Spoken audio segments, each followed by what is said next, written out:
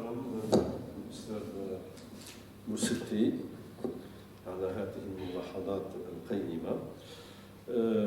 في الحقيقة أو كيلك سورت مش نخرج عن الإطار اللي تكلموا فيه الزملاء الأساتذة، باعتبار أن المترشحة وفقت إلى حد بعيد من خلال يعني إن صح التعبير التزامها بالشروط العلمية الدقيقة والصرامة العلمية، حتى يعني أنها تميزت إن صح التعبير في أعمالها التي قدمتها.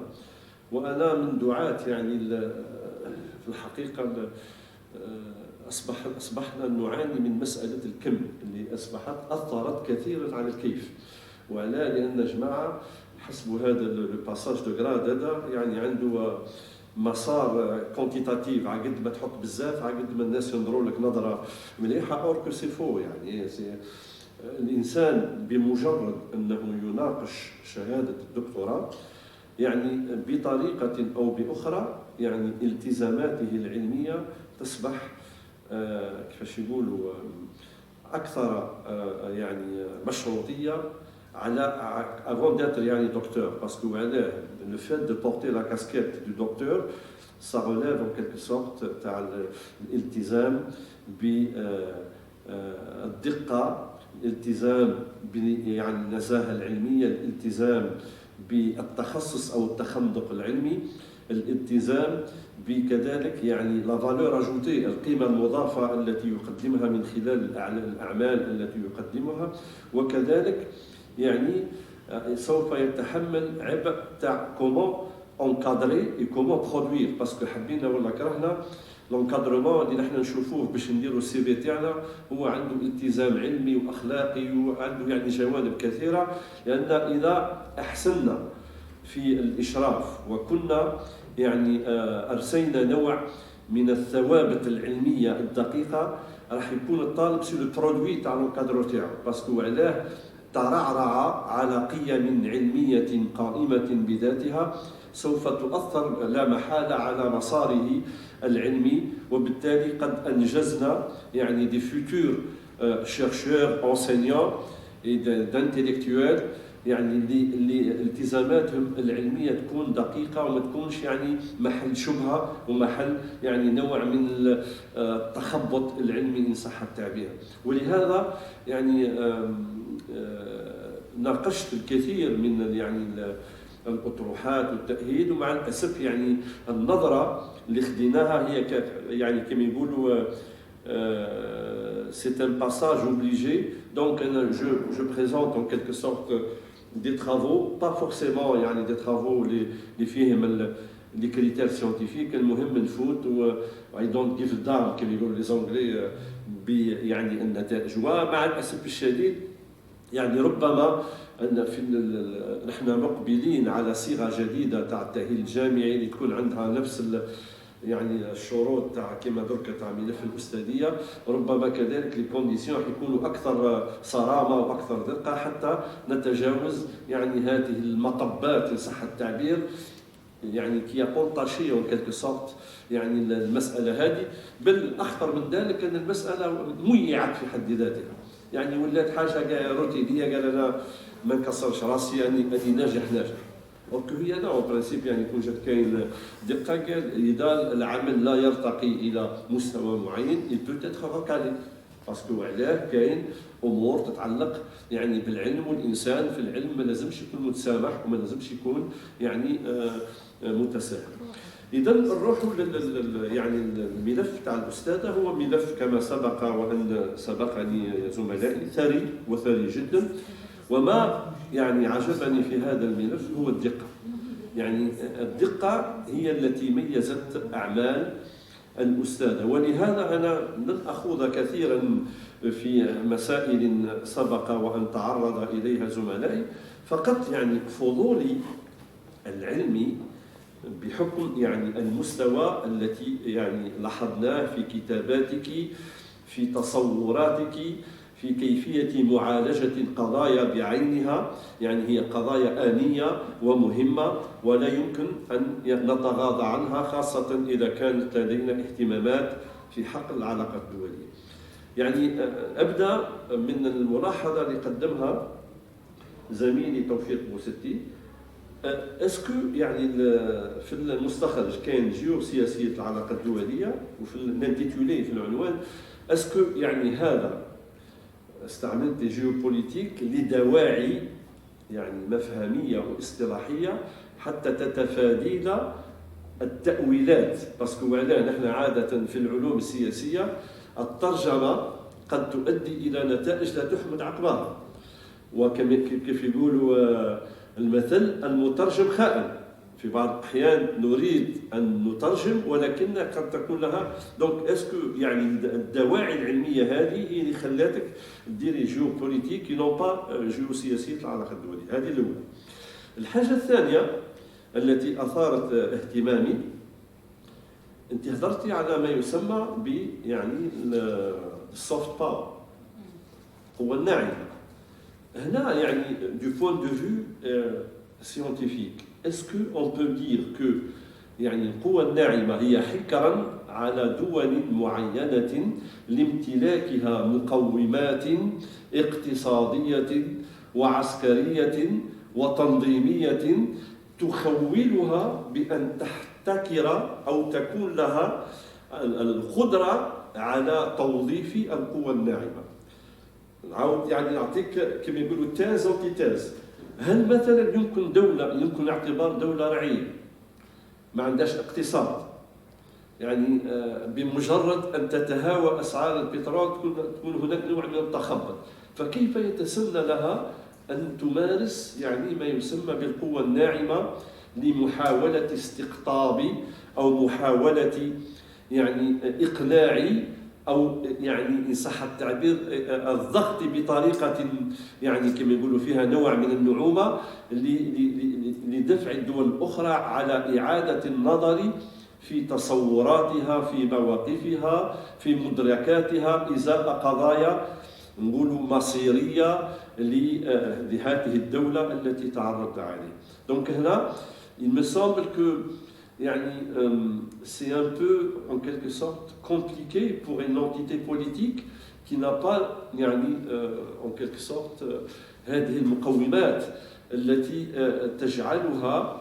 لماذا؟ لأن السوفت باور هذه هي طريقة من الطرق التي تحتكم إليها الدول باش تكون عندها بدائل، والبدائل هذه قد تتخطى أو تتجاوز القوة الصلبة hard power. ولهذا je souhaiterais يعني du point de vue scientifique باش تعطينا أمثلة واقعية على أن القوة الناعمة في نهاية المطاف elle est à la portée de tout le monde. Et tous les politiques, toutes les entités politiques peuvent en quelque sorte utiliser ou peuvent se doter يعني من القوة الناعمة هذه. ويعني كيفية يتم استخدام، هل يعني كي نهضروا على القوة الناعمة كاين درجات من القوة الناعمة. كاين قوة ناعمة اللي هي خاصة بالقوى يعني سوبر باور، وكاين جريت باور، وكاين ريجونال باور إلى غير ذلك من الأمور. المسألة الأخرى تهضرتي على السيبرنيتيك هكذا. Donc la cybernétique, la même chose. Est-ce que, pour être en quelque sorte un acteur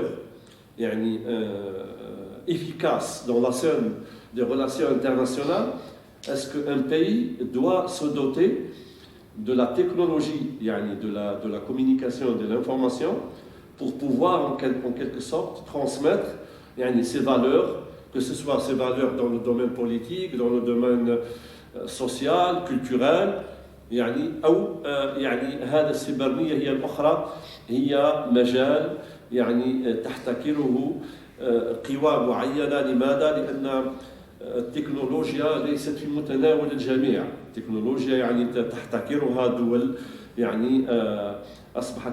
وهل السيبرنيتيك est-ce que en quelque sorte c'est مظهر من المظاهر الجديدة للتفوق، للغطرسة، للهيمنة، لجبروت يعني هذه الدول التي من خلالها تستطيع أن تمرر قوالب وتمرر يعني طروحات معينة تعزز من هيمنتها، وفي المقابل يعني تهمش أو يعني تسلب الدول الأخرى من مطالبها الشرعية. دونك جو سويتري كو يعني تعاود تسلط الضوء على هذه النقاط. أحيل لك الكلمة حتى تقول باستطاعتك يعني الرد على هذه التساؤلات، وإن كان يعني هي ليس في الحقيقة تساؤلات بقدر ما هي فضول علمي لنتعرف أكثر على votre point de vue، يعني وجهة نظرك وأبعادك، وهذه تدخل يعني فيما يسماه زميلي الأستاذ بوستي en quelque sorte الدراسات ليزانتيغي تاعك، الاهتمامات المستقبلية. فتفضلي يا دكتور. اولا اشكر جميع الاساتذه الافاضل على هذا النقاش الراقي، هذا النقاش العلمي الراقي جدا، وانا اشكك في ذلك لاني سواء كنت اعمل مع زملائي الدكتور خير والدكتور بوستي، ولكن زادني شرفا اني كنت ضمن مناقشتي من احد قامات المجتمع العلمي في الجزائر هو الاستاذ الدكتور بنجديد، تشرفت بالملاحظات التي قدمها، وكذلك أكثر من ذلك سأستفيد أكيد من جميع الملاحظات في مشواري سواء كأستاذة أو كباحثة. بإيجاز أحاول الإجابة عن أسئلتكم. بالنسبة للمطبوعة، هي فعلا كانت عنوان المطبوعة جيوبوليتيك العلاقات الدولية. هذا رجل لعاملين أساسيين. العامل الأول هي العنوان في البرنامج هو بهذا جاءت من السياقة. العامل الثاني هو فعلا الأستاذ كما تفضلت هي فكرة الدوافع العلمية، هو علم جيوبوليتيك، هو علم غربي بالأساس، وبالتالي لم أريد أن أخرج إلى السياقات الأخرى غير موضوعية في الطرح العلمي.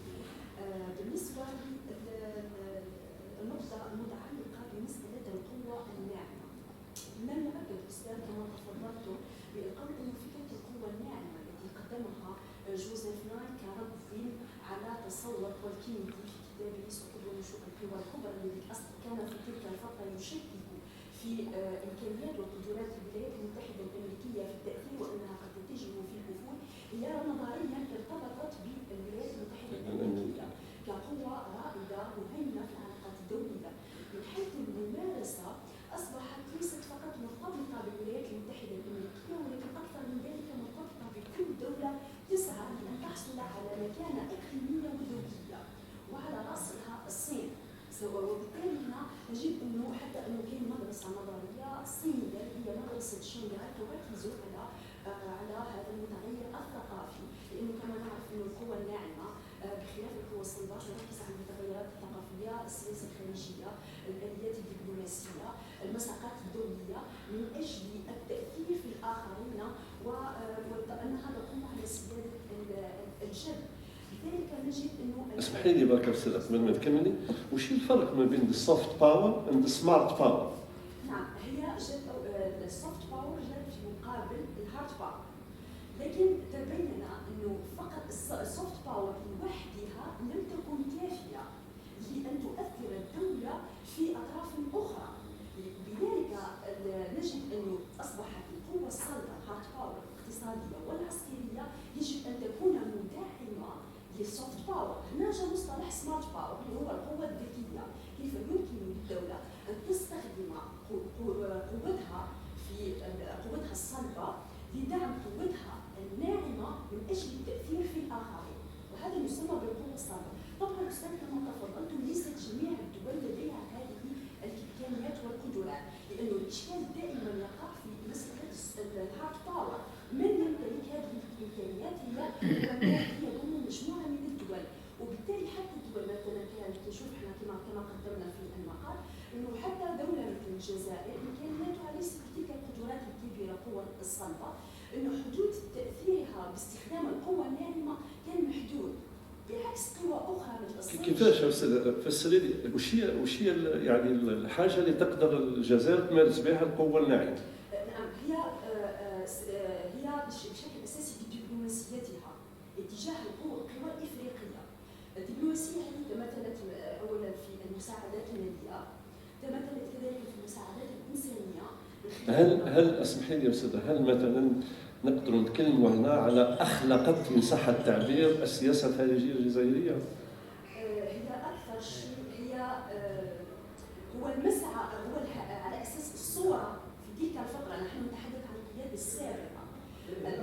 الصوره هي على اساس انسنت السياسه الخارجيه الجزائريه، لكن هي في الحقيقه انه ارتبطت السياسه الخارجيه بمتغير اخر وشخصنت السياسه الخارجيه لانها ضم ربطها فقط بشخصيات محدده. يعني تشوفي انت يعني du moment que vous êtes spécialiste, si on vous demande en quelque sorte يعني وين تتخندقين؟ اسكو الانسان يكون يعني براغماتيك رياليست ولا يكون يعني جوستومون في الصلب اللي كلمتي عليه؟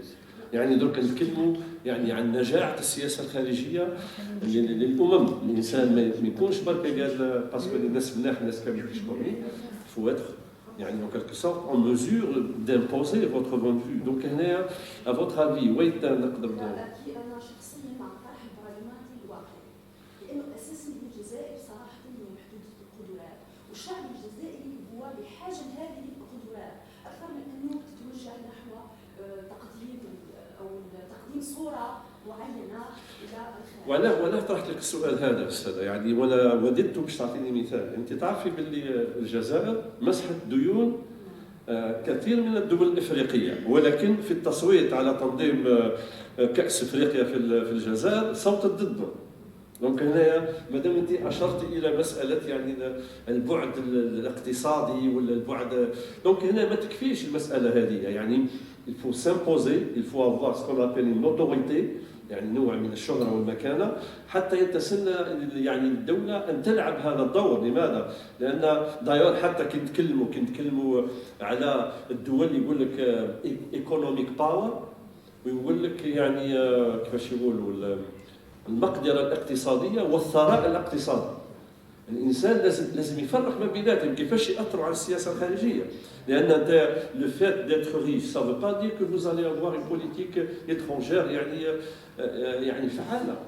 ولهذا هنا الانسان هذه مواضيع يعني تقتضي نوع من الدقه وتقتضي نوع من محاوله يعني تدعيمها بامثله وتقديم حجج يعني تؤكد او تفند يعني الطرح الذي تقدم به يعني الكاتب. شكرا استاذ، تفضلي واصلي.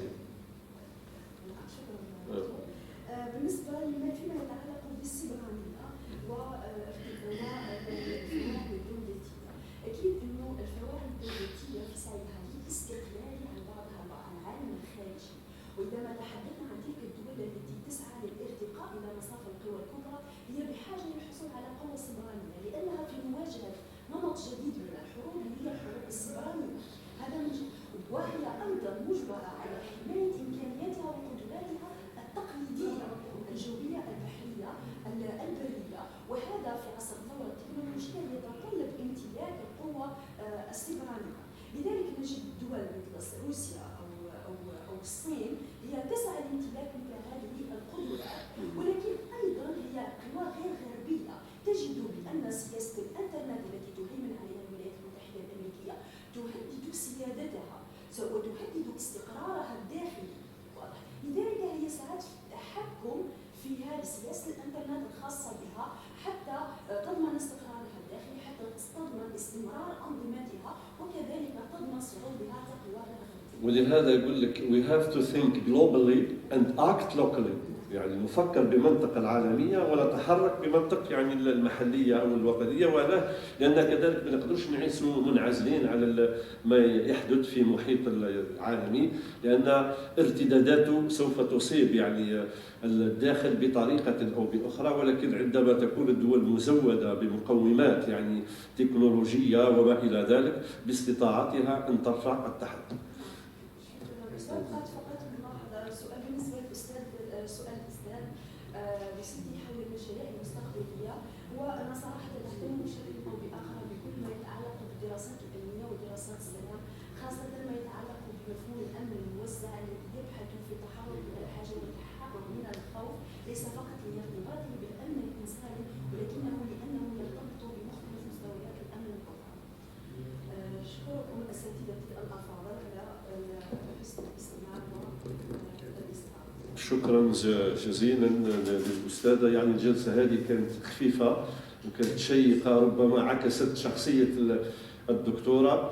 نتمنى لك إن شاء الله التوفيق يعني في المستقبل، وإن شاء الله سوف تتدعم الجامعة الجزائرية بقامة علمية، يعني سوف تقدم الكثير للطلبة وللجامعة وللوطن بصفة عامة. إذن نستسمحكم يعني للتداول.